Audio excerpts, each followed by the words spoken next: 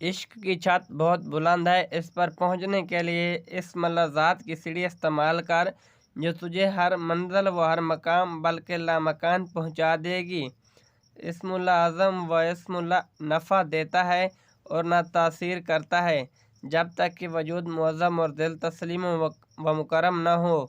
تصور اسم اللہ ذات صاحب تصور کے قلب و قالب کو اس طرح زندہ کرتا ہے جس طرح کہ باران رحمت خشک گھاس و خشک زمین کو زندہ کرتی ہے اور زمین سے سبزہ اگاتا ہے۔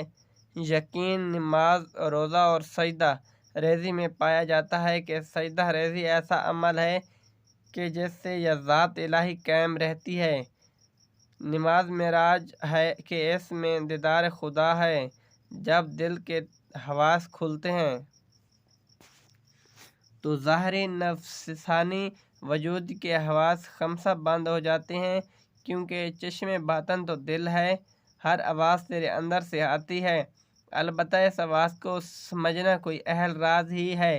جو نفس رات دن پیر و مرشد کے سامنے حقائق شکایت میں مصروف رہتا ہے، پیر و مرشد اس اہل نفس طالب کو حقائق شکایت سے نکال کر لا نہایت میں پہنچا دیتا ہے۔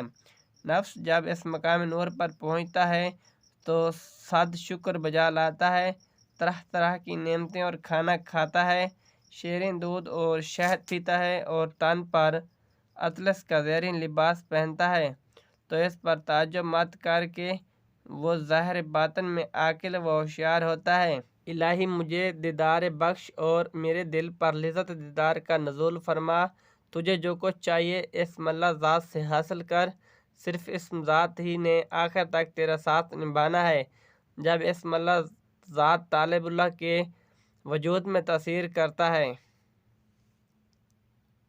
تو اس پر رنگ معرفت چڑھتا ہے اور وہ مرتبہ کمال پر پہنچ جاتا ہے، اس کے وجود سے دوری مٹ جاتی ہے اور وہ اپنی مراد پا لیتا ہے۔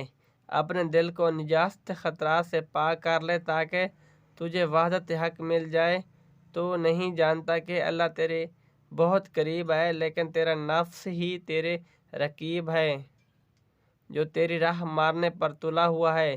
جس نے خواب میں گھوڑا اور اونٹ یہ دو چیزیں دیکھ لیں تو سمجھ لیں وہ دولت مند ہونے والا ہے۔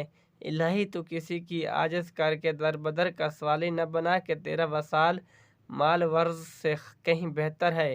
اگر سٹوری اچھی لگی ہے تو چینل کو سبسکرائب کر کے بیل آئیکن کو پریس کر لیں تاکہ ہر نئے آنے والی ویڈیو کا نوٹیفیکیشن آپ تک بآسانی پہنچ سکے۔ شکریہ، اللہ حافظ۔